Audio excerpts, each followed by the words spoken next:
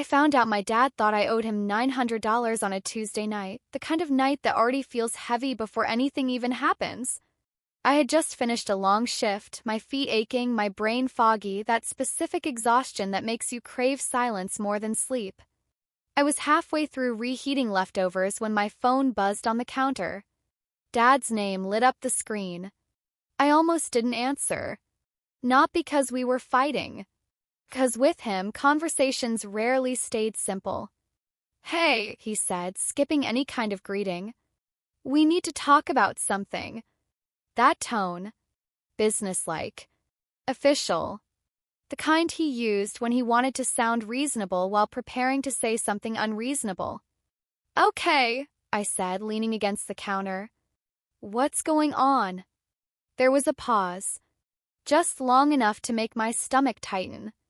"I've been looking over some things," he continued, "and I realized you never paid us back for staying in your old room after college."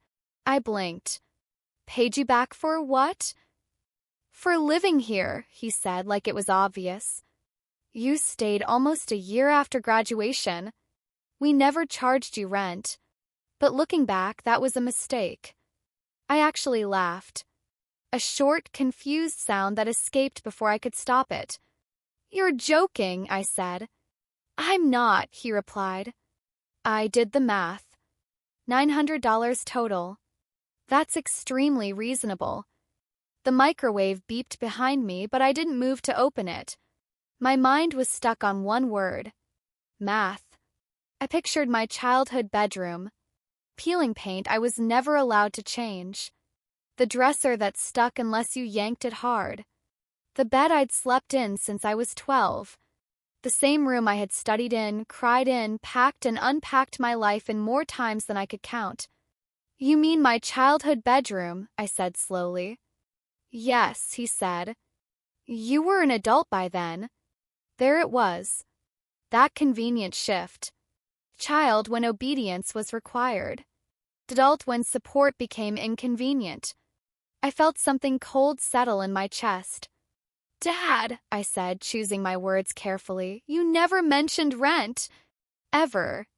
You told me to stay so I could save money."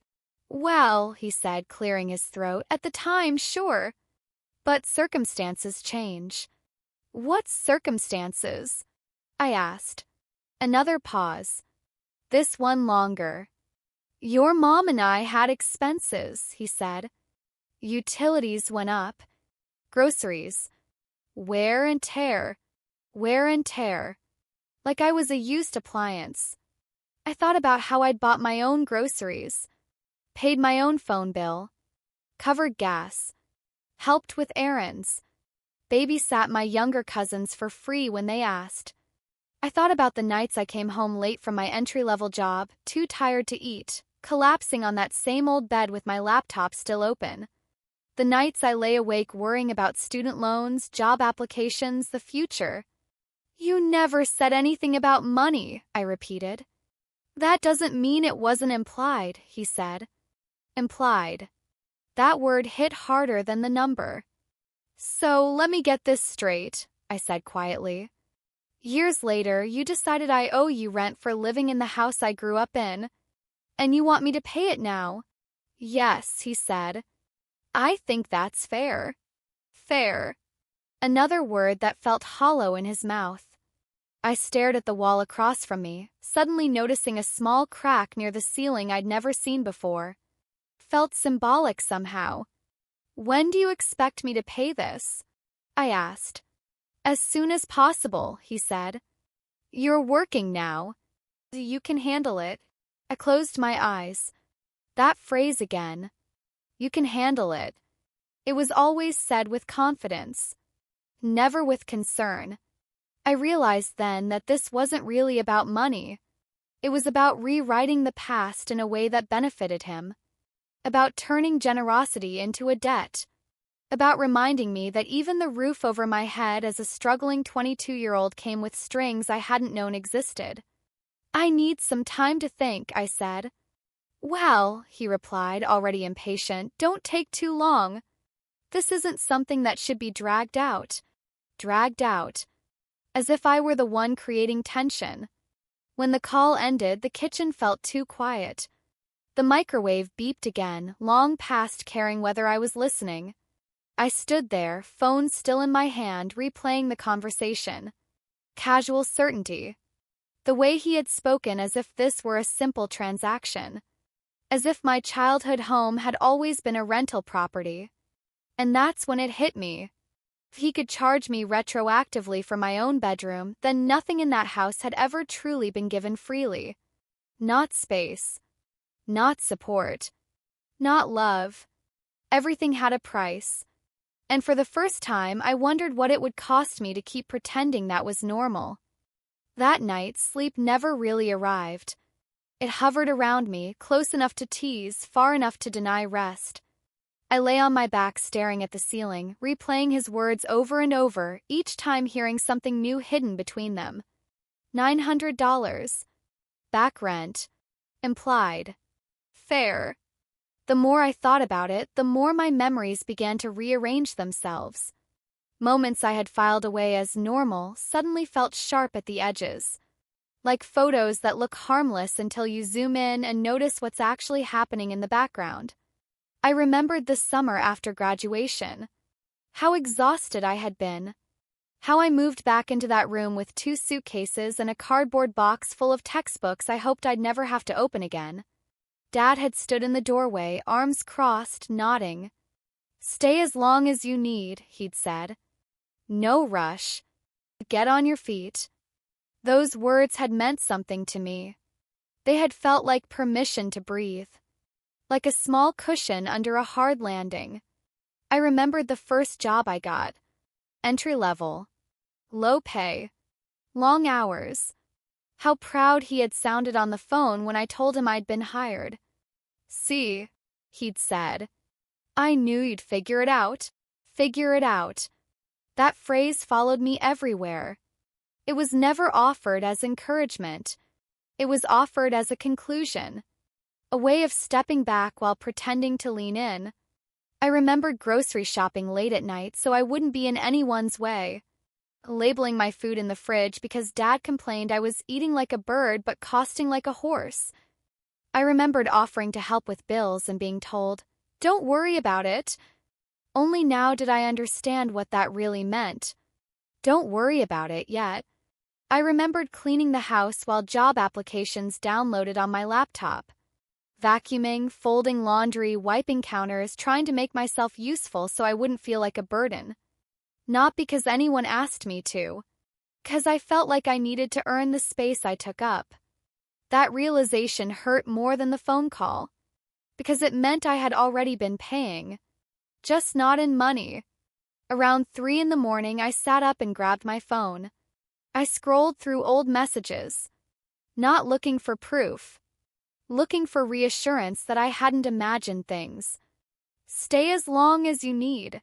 Save your money. Don't rush yourself. There was no mention of rent.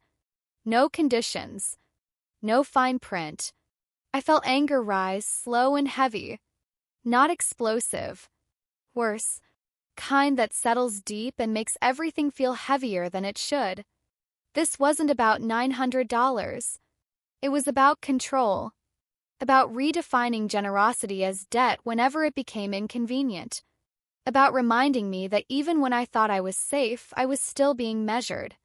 The next morning, I went to work with a tight jaw and a foggy head. Every task felt slower. Every interaction felt distant. I caught myself zoning out, replaying the conversation again and again, trying to understand when the rules had changed. At lunch, my coworker asked if I was okay. "You look like someone stole your parking spot and your piece," she said, half joking. I almost brushed it off. Almost said, "I'm fine." That word I had used my whole life. Instead, I said, "My dad says I owe him rent. From years ago." She froze. "Like back rent?" I nodded. "For your childhood room?" I nodded again. Her face did something I hadn't expected. It hardened. "That's not normal," she said flatly. The certainty in her voice startled me. No hesitation. No, maybe there's more to it. Just a statement. That's not normal. I laughed nervously. He says it's fair. She shook her head. That's not fairness. That's rewriting history. Those words stuck with me the rest of the day. Rewriting history. 'Cause that's exactly what it felt like. Taking moments of support and retroactively charging interest. Turning help into leverage. Turning love into an invoice. By the time I got home, something inside me had shifted. Not dramatically. Quietly. Like a line being drawn where there hadn't been one before. I realized something unsettling.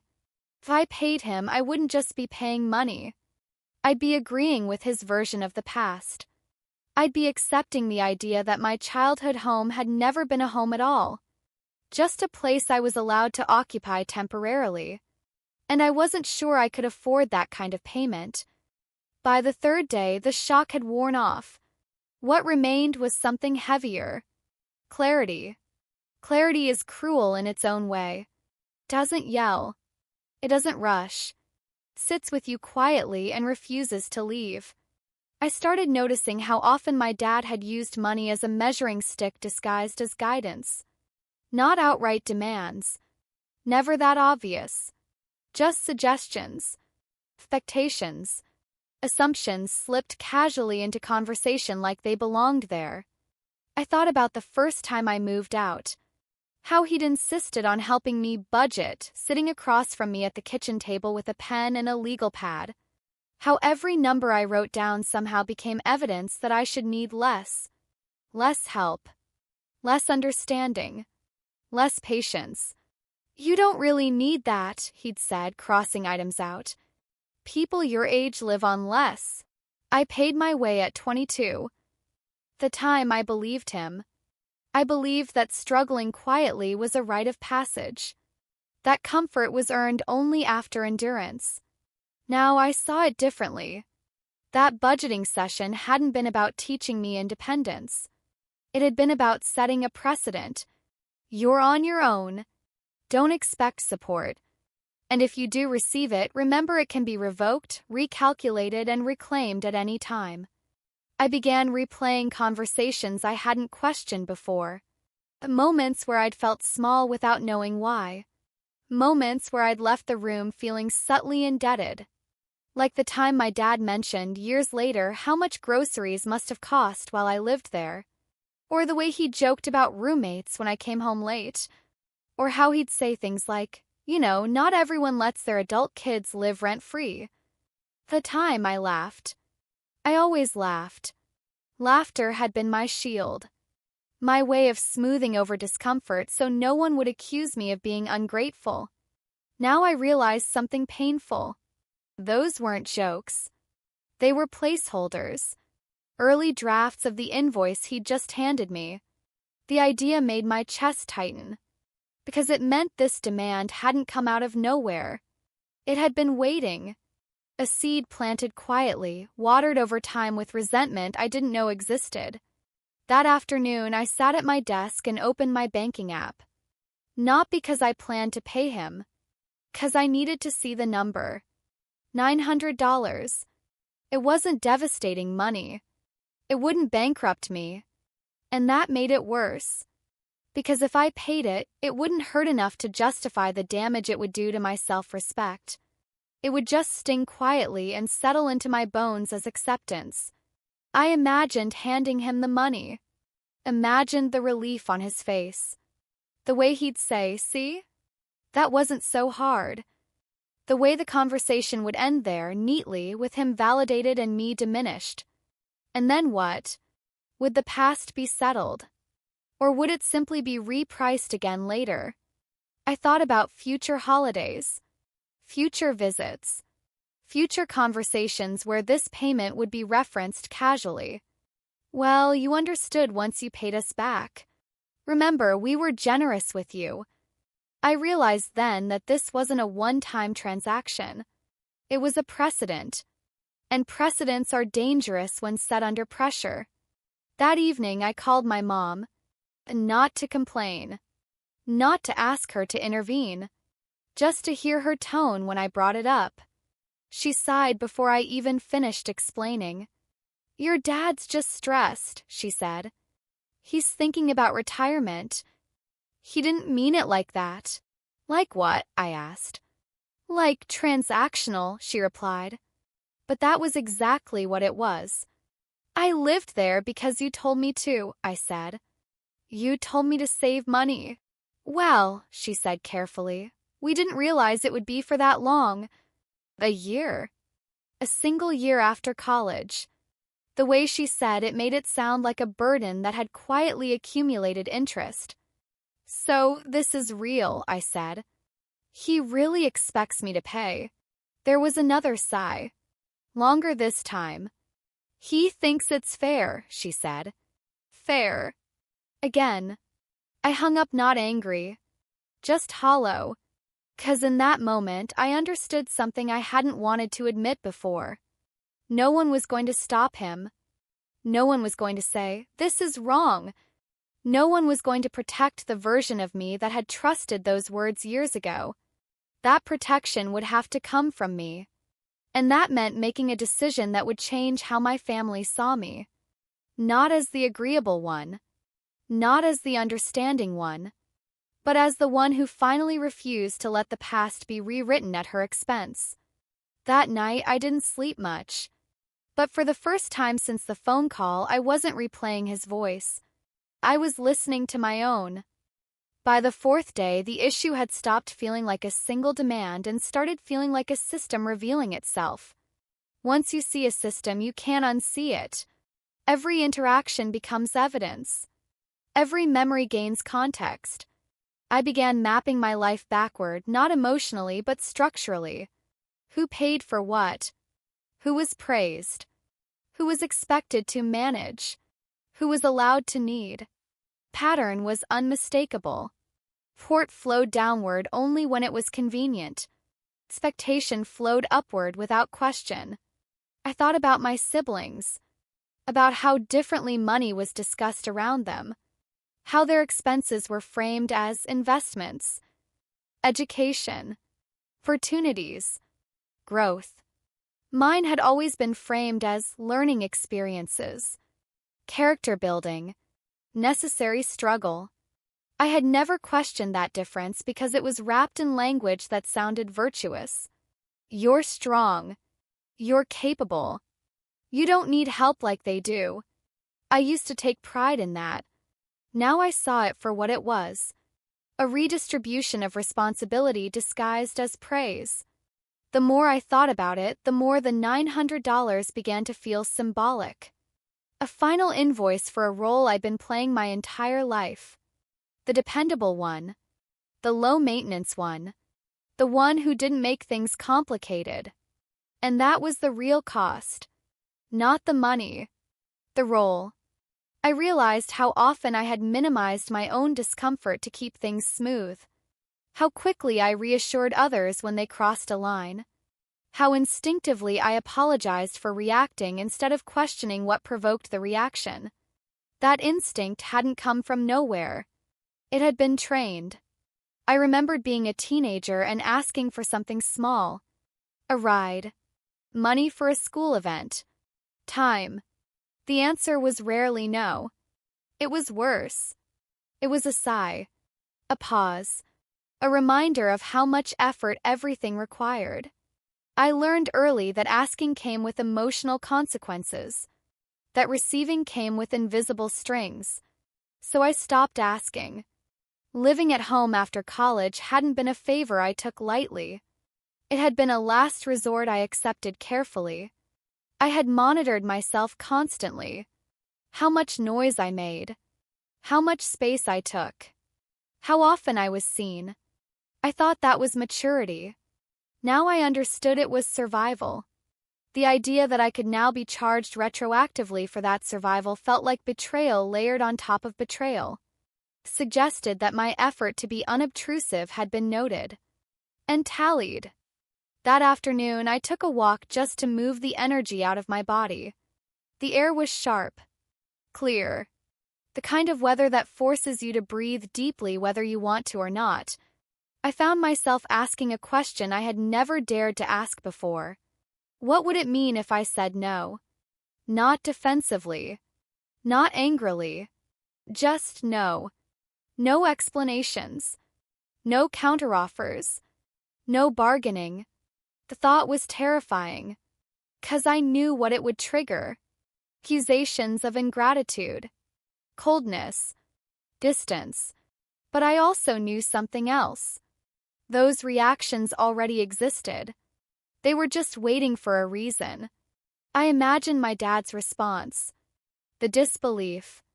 The indignation. The narrative shift. For everything we've done for you. You're making this about money. You've changed. Those phrases had always scared me. They were designed to. They worked because I cared deeply about being seen as fair. Reasonable. Good. But fairness isn't accepting terms you never agreed to. Reasonableness isn't silence in the face of revisionist history. And goodness isn't measured by how much you're willing to absorb. I stopped walking and stood there for a moment, letting that settle. The fear didn't disappear. But it changed shape. Stopped being about losing approval. And started being about losing myself if I didn't push back. That night, I sat at my table with a blank notebook. Not to plan an argument. To write facts. What was said. When it was said. What was never mentioned. Seeing it on paper stripped away the emotional fog. There was no ambiguity. No agreement. No warning. The demand was not about fairness. It was about power. And power only works when you accept its framing. As I closed the notebook, I felt something firm settle in my chest. Not anger. Resolve. I didn't know exactly how the conversation would go yet. I didn't know how far this would push things. But I knew this much. I would not pay to validate a story that erased my reality. And I would not apologize for refusing to rewrite my own past. By the 5th day, the decision had taken root so deeply that it began changing how I carried myself. Not visibly. Not dramatically. But internally, something had locked into place. The wavering was gone. The mental bargaining had stopped. What remained was a quiet, immovable clarity that didn't need constant reassurance. I noticed it first in small ways. The way I answered emails without over-explaining. The way I stopped rehearsing conversations that hadn't happened yet. The way my shoulders no longer felt permanently lifted, bracing for impact. That clarity followed me everywhere, including back into memory. But this time, memory didn't feel like a trap. It felt like evidence. I remembered the winter I got sick while living at home. Nothing dramatic. Just the kind of lingering illness that drains you slowly. I had asked if I could rest for a few days before jumping back into work. Dad had nodded but later remarked, "Must be nice to take time off." At the time, I'd laughed it off. Now I saw it clearly. Rest had been perceived as indulgence. Recovery as inconvenience. I remembered the way my presence had been tolerated but never fully welcomed. How doors were knocked on but never gently. How privacy existed until it interfered with control. I remembered being asked casually what my long-term plan was. Always that question. Never curiosity. Always evaluation. As if my life were a project that hadn't progressed on schedule. By the time Friday arrived, I knew a conversation was inevitable. Avoiding it wouldn't protect me. It would only prolong the tension. So I called him. He answered quickly, like he'd been waiting. "Did you think about it?" he asked. "Yes," I said. The word landed differently than it used to. No hesitation. No qualifiers. And he pressed. "And I'm not paying it," I said. The silence on the other end wasn't empty. It was loaded. "You're refusing," he said slowly. "I'm declining," I replied. There was no agreement. No expectation. No mention of rent. I'm not going to retroactively pay for something that was offered as support. His tone shifted immediately. Sharper. Colder. So you think we owe you something, he said. No, I said. I think what was given freely shouldn't be turned into debt later. That's convenient, he snapped. The word stung even though I expected it. Convenient. As if fairness were opportunistic. I lived there because you told me to, I continued. You told me to save money. You never once said it came with a price tag. He scoffed. Adults pay rent, he said. And parents don't invoice their kids years later, I replied. That was the moment. The exact second the dynamic cracked. You're being disrespectful, he said. No, I said, my voice steady. I'm being honest.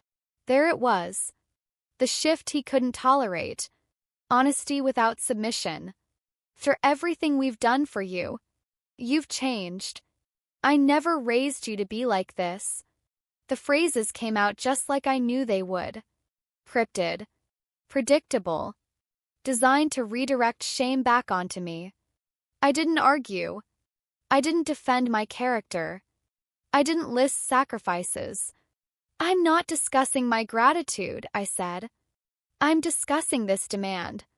And my answer is no. Another silence. Longer this time. So that's it, he said finally. That's it, I confirmed.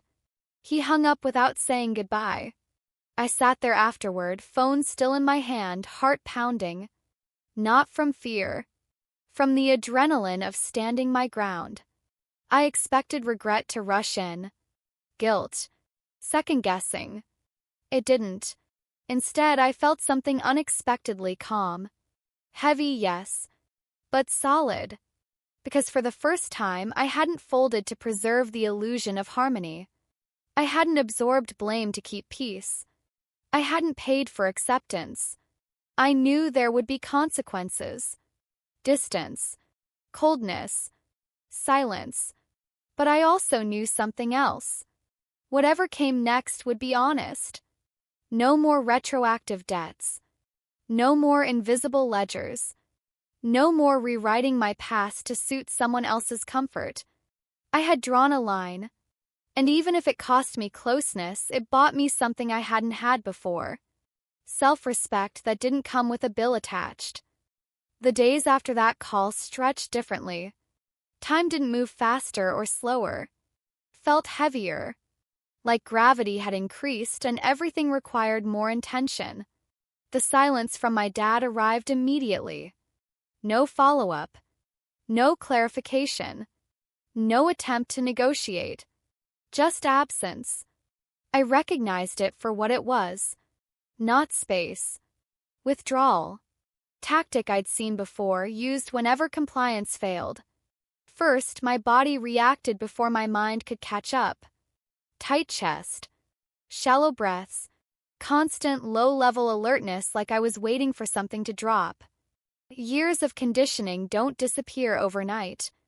I kept expecting a message that would reopen the conversation. Text reframed as concern. Call disguised as practicality. Something that would invite me back into explanation mode. Nothing came. And in that nothing, something important happened. I didn't chase the silence. I didn't send a follow-up message smoothing things over. I didn't apologize for how the conversation ended. That restraint was new. And difficult. I noticed how much of my past behavior had been driven by the fear of being cut off emotionally. I had learned early that connection could be revoked without warning. That affection was conditional. That silence was punishment. So I had learned to preempt it. To fill gaps. To reassure. To fold myself smaller until the tension eased. This time I didn't. I let the silence exist without trying to fix it. And slowly its power diminished. A few days later my mom texted. Just one line. Your dad is very hurt. No question. No curiosity.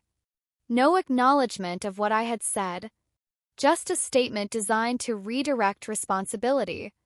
I stared at the message for a long time. Long enough to feel the old reflex kick in. The urge to explain. To soften. To say I never meant to hurt anyone. I set the phone down instead. When I picked it up again, I typed slowly. I understand he's upset. I'm not paying back rent for my childhood bedroom. I didn't add anything else. No apology. No emotional cushioning. She didn't respond. That quiet confirmed something I had already suspected. They weren't interested in understanding. They were interested in restoring the old order. And without my participation, they didn't know how to proceed. As the week went on, I felt the aftershocks in unexpected places. Family group chats grew quieter around me. Plans were discussed without my input. Information reached me late or not at all. It stung. I won't pretend it didn't.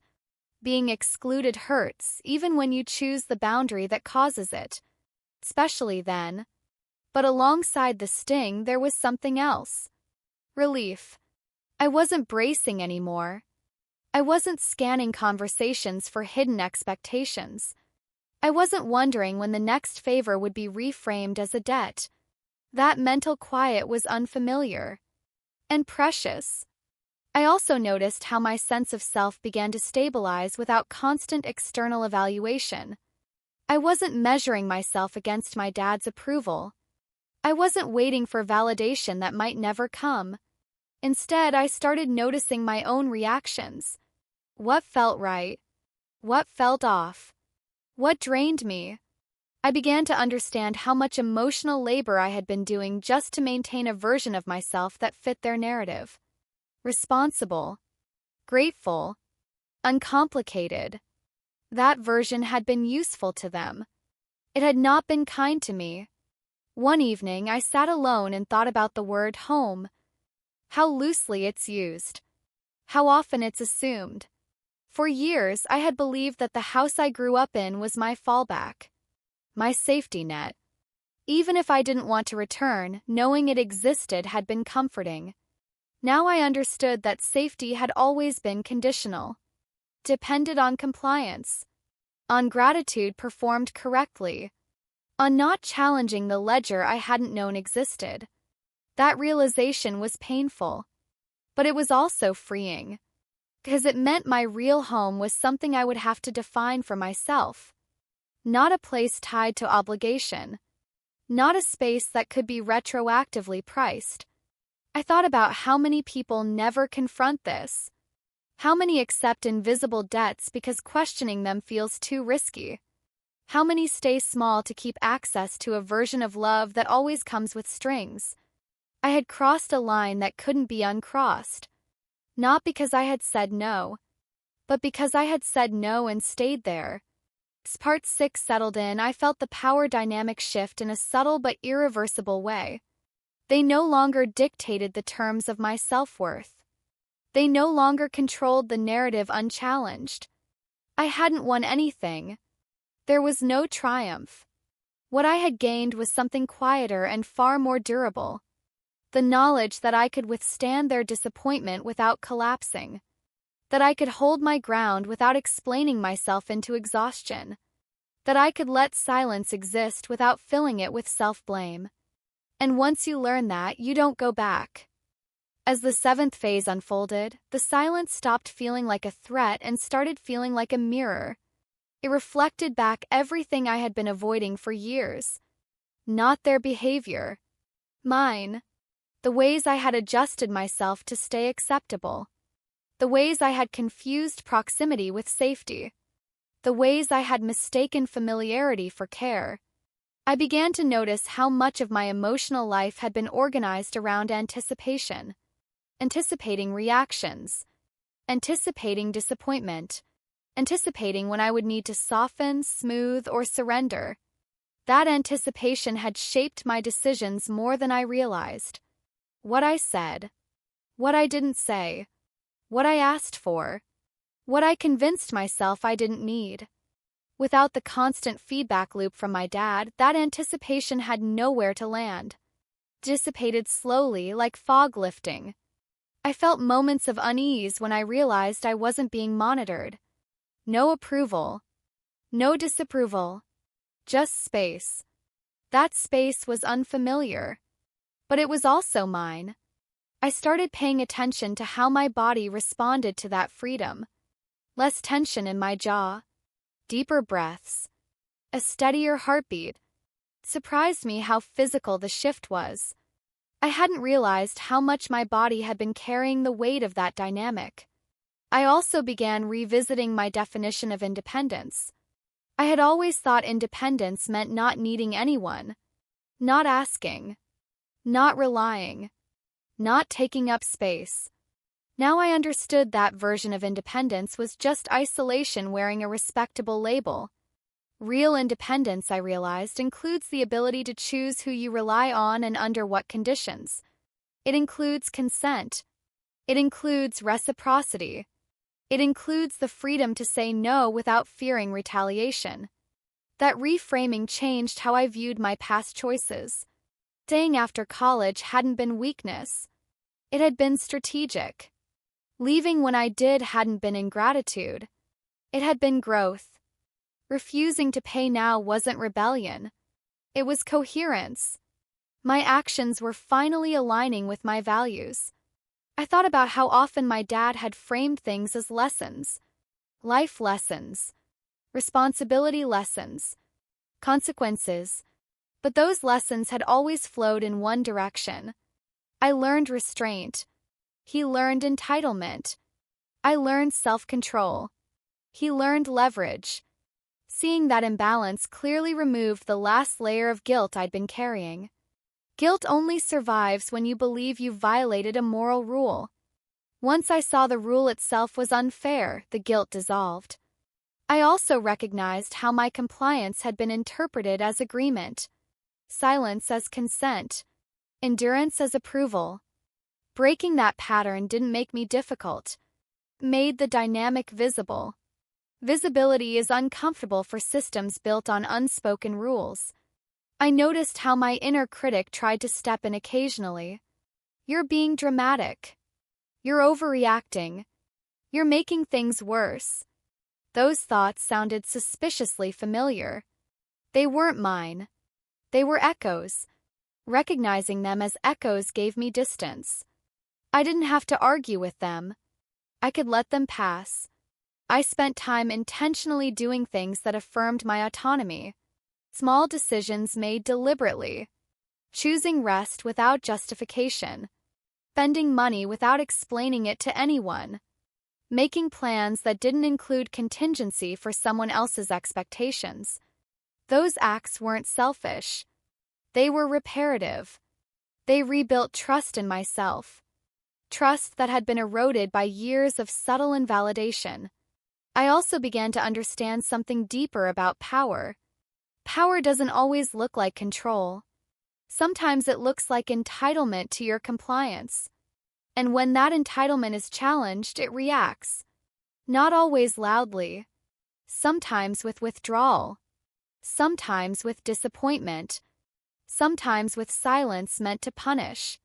Recognizing those reactions as strategies rather than truths changed everything. They no longer defined me. They informed me. I wasn't responsible for restoring balance in a system that required my self-erasure to function. That responsibility had never been fair. As Part 7 settled, I felt myself standing more fully in my own life. Not in opposition to them, but independent of their approval. That distinction mattered. I wasn't rebelling. I was recalibrating. I wasn't trying to win. I was refusing to lose myself. The fear that had once governed my decisions had lost its authority.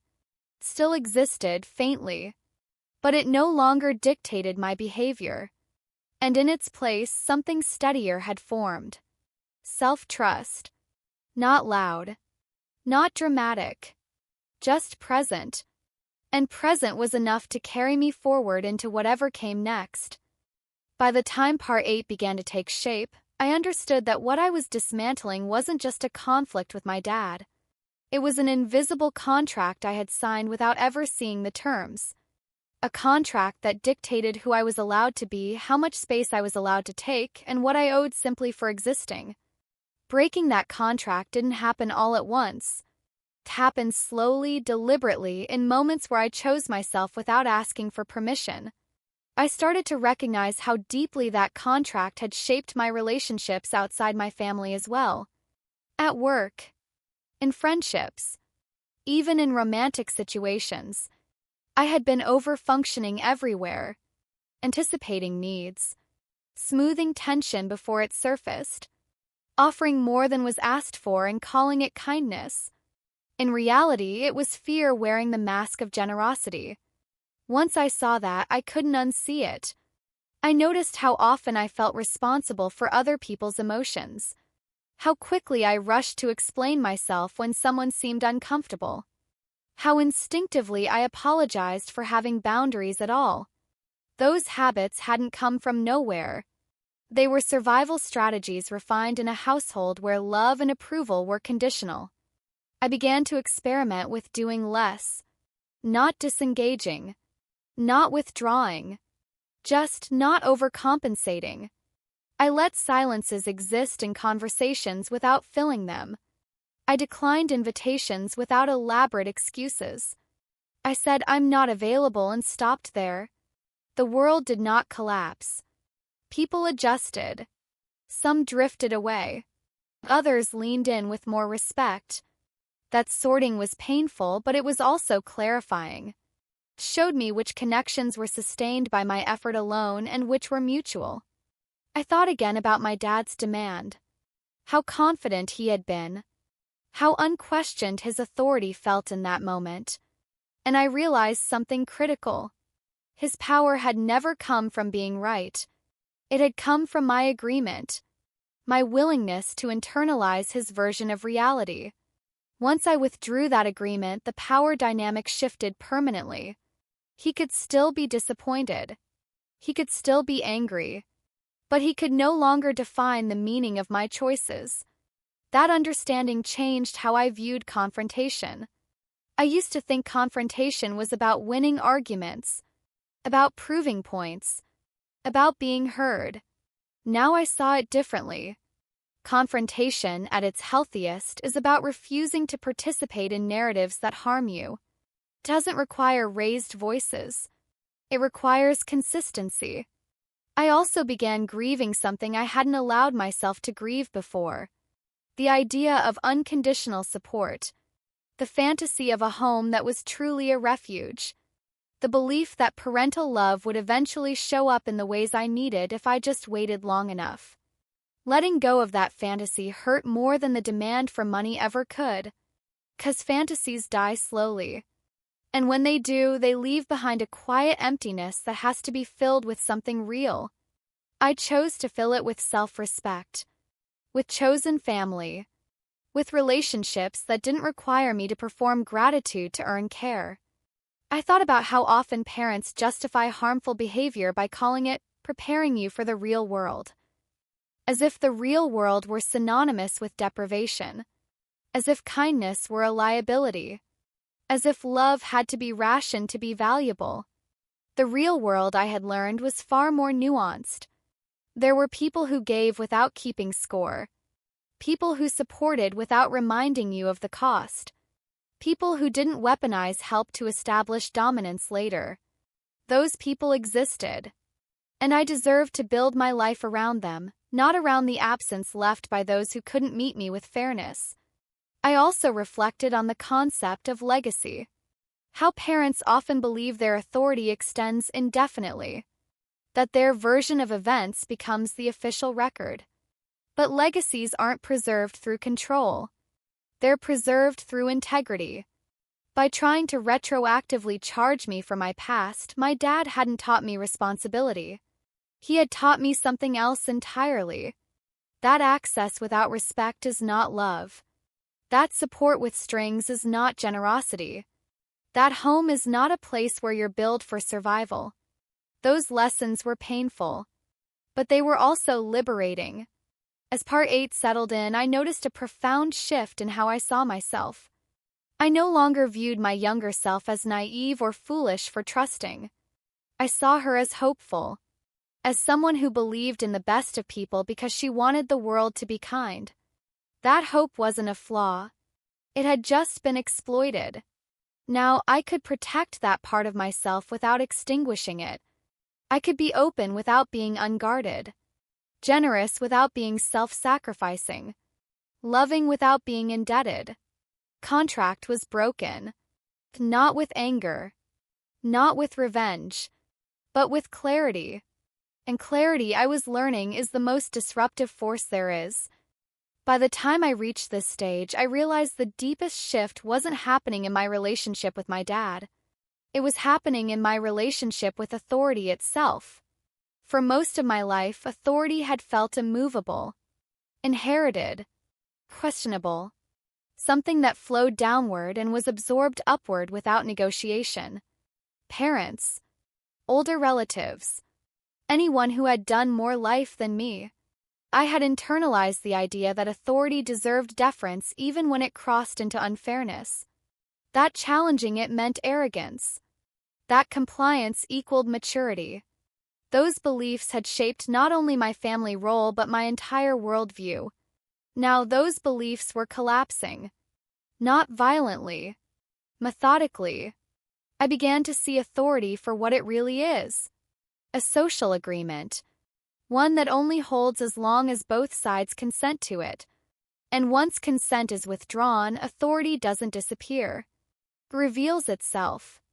My dad's demand had revealed that his authority over me depended on my silence, on my willingness to accept reinterpretations of the past, on my fear of conflict. When those elements vanished, what remained wasn't power. It was expectation without leverage. That realization was destabilizing in the best possible way. I noticed how differently I now responded to pressure. At work, when deadlines were framed as emergencies without reason. In friendships, when emotional labor was assumed rather than requested. In conversations, when someone spoke as if their perspective automatically outranked mine. I paused. I asked questions. I declined participation in dynamics that relied on my automatic compliance. The ripple effects were immediate. Some people respected the shift instantly. Others resisted it. They tried humor, guilt, dismissal. Those reactions told me more than words ever could. I also started paying attention to how often my dad had used financial language to establish hierarchy. Who paid? Who owed? Who cost what? Money had never been just money in our family. It was a proxy for control. Helping someone wasn't generosity. It was investment. And investments came with expectations. Once I saw that, the $900 demand felt almost inevitable. Not shocking. Predictable. It wasn't about recovering money. It was about reaffirming position. About reminding me that even years later, he could still define the terms of my existence. Except now he couldn't. I thought about how uncomfortable it must feel to lose that kind of leverage. To realize that the child you raised no longer accepts your version of reality as default. To face the fact that authority, once questioned, never fully recovers its former shape. I didn't feel satisfaction in that. Just clarity. I also began to understand why my refusal had been met with silence rather than dialogue. Dialogue requires mutual recognition. It requires the willingness to admit that your perspective is not absolute. Silence, on the other hand, preserves hierarchy by avoiding that risk. By refusing to engage on those terms, I had disrupted the hierarchy without raising my voice, without attacking, without justifying. That kind of disruption is deeply unsettling to systems built on unspoken rules. I reflected on how often children are told they should be grateful for what their parents provided. Food, shelter, education. As if those were gifts rather than responsibilities. Gratitude becomes a weapon when it's used to silence legitimate boundaries. when it's demanded instead of offered, when it's leveraged to rewrite history. I could be grateful for what I received and still reject retroactive debt. Those two things were not opposites. They were separate truths. Holding them both required emotional maturity my family hadn't anticipated. As this understanding deepened, I felt less reactive and more grounded. I wasn't trying to convince anyone anymore.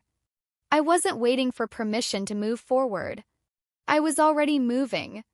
My life began to feel less like something I was managing around others and more like something I was actively shaping. Decisions became clearer. Not easier. Clearer. Clarity doesn't eliminate difficulty. It eliminates confusion. I also began to feel compassion. Not the self-sacrificing kind that sees people as limited without making yourself smaller to accommodate those limits. My dad's worldview depended on control masquerading as guidance. Questioning that control threatened his identity as much as it threatened the family narrative. Understanding that didn't excuse his behavior, but it freed me from personalizing it. This wasn't about my worth. It never had been. It was about power, fear, and an inability to tolerate independence without conditions. As Part 9 settled, I felt the old hierarchy dissolve inside me. Not replaced by rebellion. Placed by autonomy. I no longer needed to prove that I was an adult. I was living it. I no longer needed approval to validate my boundaries. They existed because I existed. And once you internalize that, no amount of retroactive billing can take it away. By the time Part 10 unfolded, the change was no longer something I was thinking about. It was something I was living inside of. The shift had moved past analysis and into embodiment. I wasn't rehearsing boundaries anymore. I was inhabiting them. I noticed how differently I woke up in the mornings. Not lighter exactly. More anchored. As if my thoughts had stopped orbiting other people's expectations and settled back into my own body. For years, my first instinct upon waking had been anticipation. What needs handling? Who might be disappointed? What I should prepare to explain. That instinct had gone quiet. In its place was a question I had never centered before. What do I need today? That question felt radical. Not indulgent. Foundational. I began to see how much of my emotional life had been outsourced. How often I checked my internal state against external approval. How easily my sense of being okay depended on someone else's mood, reaction, or silence. That dependency had been invisible because it was normalized. Because it had been present since childhood. Now, without that constant calibration, my internal compass recalibrated itself. I didn't feel euphoric. I felt stable. And stability, I learned, is far more powerful than intensity. I thought again about the house I grew up in. Not the physical structure. The emotional architecture. Rules that were never spoken. Expectations that shifted without notice. Affection that expanded and contracted based on compliance. That architecture had taught me to stay alert. To read the room. To anticipate needs before they were voiced. Those skills had served me well in survival. They had cost me deeply in selfhood. As I stood in this new internal position, I saw clearly that my dad's demand had not been an anomaly. It was the logical outcome of a system where support was never unconditional, where authority was maintained through subtle indebtedness, where autonomy was framed as ingratitude. Understanding that removed the last trace of confusion. There was nothing left to negotiate. No misunderstanding to resolve.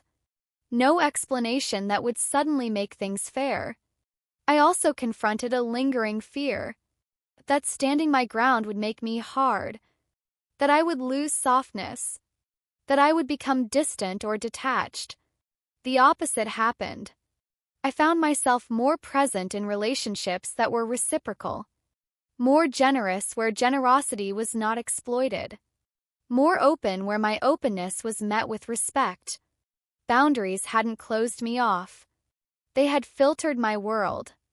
I began trusting my instincts again. The subtle cues I had ignored for years. The discomfort I used to rationalize away. The hesitation I used to override with politeness. Those signals were not weaknesses. They were data. At work, I spoke with more precision. Not louder. Clearer. I stopped volunteering for roles that relied on my overfunctioning. I stopped rescuing projects that weren't mine to save. The respect that followed wasn't dramatic. It was quiet. But it was real. I realized then how much of my old fear had been about consequences I had never actually tested. I had assumed that asserting myself would lead to rejection, chaos, abandonment. In reality, it led to differentiation. Some people adjusted. Some didn't. That sorting process was not cruelty. It was truth. I also reflected on the word family. How easily it's used as a shield against accountability. How often it's invoked to excuse behavior that would be unacceptable anywhere else. Family, I now understood, is not defined by proximity or history alone. It's defined by how power is handled. By whether care is mutual. By whether boundaries are honored rather than punished. By that definition, I was no longer willing to call dynamics family if they required my self-erasure. As part 10 settled in, I felt something firm and irreversible take hold. I no longer needed to be seen as reasonable by people who benefited from my silence. I no longer needed to be understood by people committed to misunderstanding me. I had crossed a threshold. Not loudly. Not ceremoniously. But completely. The axis of my life had shifted inward. Approval was no longer the reference point. Integrity was. And once integrity becomes your anchor, everything else reorganizes around it. By the time part 11 took shape, I wasn't just standing on new ground. I was building on it. Carefully. Intentionally. Without asking anyone else if the foundation was acceptable. I began to understand that the most difficult part of breaking away from an old family dynamic isn't the confrontation. It's the aftermath. The quiet days where no one tells you who you're supposed to be anymore. The space where old roles dissolve and nothing immediately replaces them. That space can feel empty if you don't know what to do with it. I learned to sit inside it. I noticed how often my thoughts still tried to drift back to my dad's perspective. What he might be thinking. How he might be framing the situation to others. Whether he believed he was right. Those thoughts came automatically like muscle memory. But they no longer controlled me. Instead of spiraling, I asked a different question. Does his interpretation change my reality? The answer was always no. That realization was freeing in a way I hadn't anticipated. It meant I didn't have to correct the record everywhere. I didn't have to defend myself to imaginary juries. I didn't have to carry the burden of being understood by people who had already decided not to understand. I also began to notice how grief showed up unexpectedly. Not dramatic, sobbing grief. Subtle grief. Kind that appears when you realize something you hoped for will never arrive. Kind that shows up when you stop waiting. I grieved the idea of a parent who could say, "You're right. I hurt you." I grieved the fantasy of a home that didn't keep score. I grieved the version of myself that believed endurance would eventually be rewarded with care. Letting that grief exist without trying to fix it changed me. I didn't rush to reframe it as growth or strength. I let it be what it was. A recognition of loss. And in that loss, something unexpected grew. Self-compassion.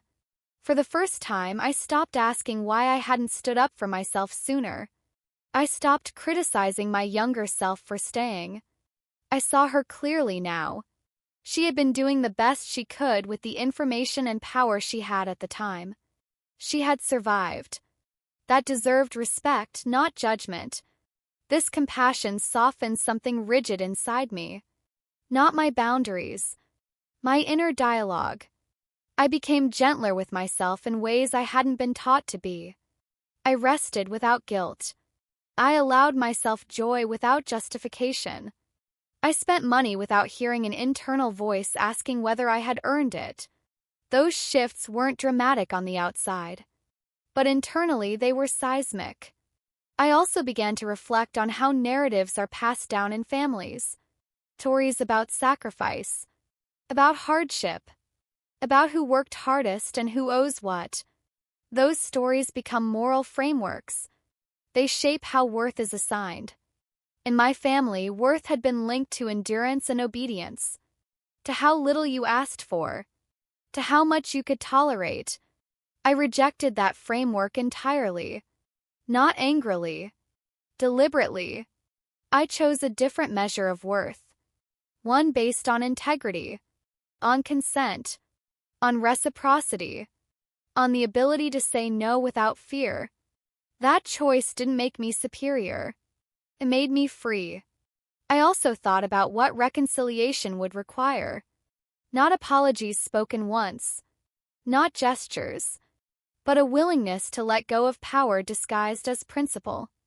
A willingness to hear something uncomfortable without reframing it. I accepted that such willingness might never come.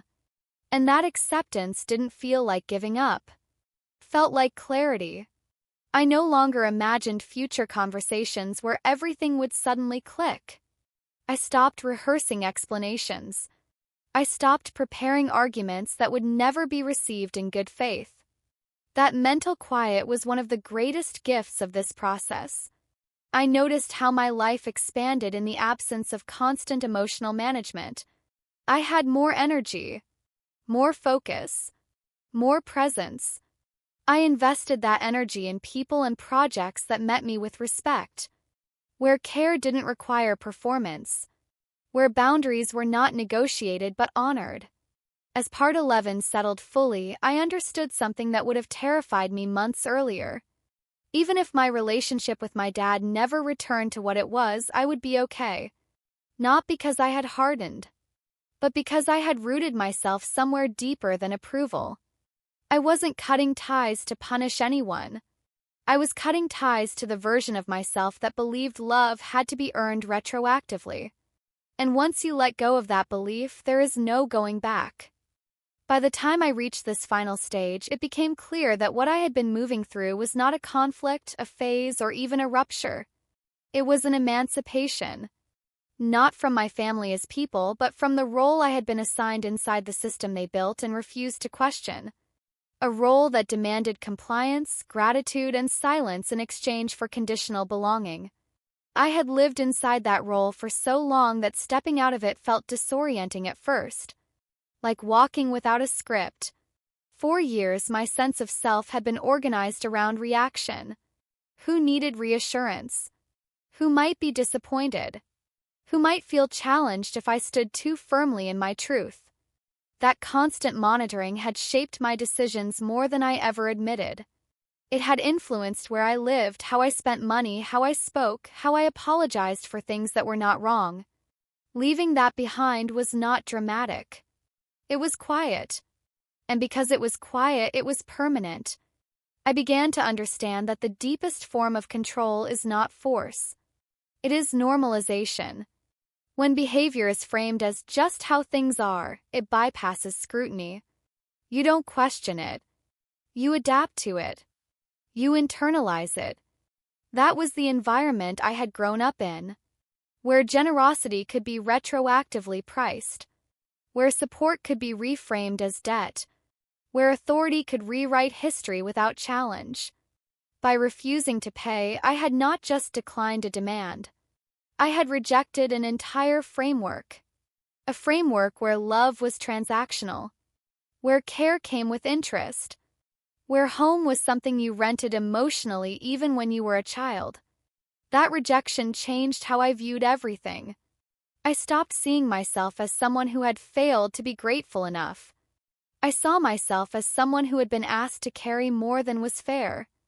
I stopped wondering how to explain my perspective better. I accepted that clarity does not require consensus. I also realized something difficult but liberating. There was no version of this where I could stand fully in my truth and still be universally approved of. The system depended on my compliance. My autonomy was, by definition, a disruption. Understanding that removed the last trace of hope that I could fix this without cost. And that was okay, because the cost of staying had already been paid. In anxiety, in self-doubt, in constant emotional vigilance, in the quiet erosion of my own needs, I thought about the word respect. How often it is confused with obedience. How often people demand respect when what they actually want is control. Real respect does not require silence, does not require self-erasure, does not require retroactive invoices for survival. I no longer felt the urge to defend myself against accusations of ingratitude. Gratitude does not mean forfeiting boundaries. Love does not mean surrendering autonomy. Family does not mean unlimited access to my life, my money, or my sense of self. I also accepted that grief would remain part of this story. Not grief for the relationship as it was, but grief for what it never became. For the support that was promised but conditional. For the safety that was implied but monitored. For the idea of home that existed more as a concept than a reality. That grief no longer controlled me. It informed me. I allowed myself to imagine a future no longer organized around reconciliation fantasies. A future built on chosen relationships, on mutual respect, on support that does not keep score, on love that does not arrive with terms and conditions attached. I saw myself clearly in that future. Grounded, decisive, not hardened but discerning, not isolated but selective. I understood now that boundaries are not walls. They are filters. They determine what gets close enough to matter. They protect what is valuable. And my life, my peace, my integrity were valuable. The most profound shift of all was this. I no longer needed my dad to understand why I said no. I no longer needed my family to agree with my version of events. I no longer needed closure in the form of apology or acknowledgement. Closure came from alignment. From knowing that my actions matched my values. From knowing that I did not betray myself to preserve comfort. From knowing that I refused to validate a story that erased my reality. The demand for back rent had been the catalyst. But the outcome was far larger than $900. It was the end of an era where my worth was negotiable. The end of a contract I never consented to. The end of believing that love must be earned retroactively. I didn't walk away in anger. I walked forward in truth. And that truth did not require permission.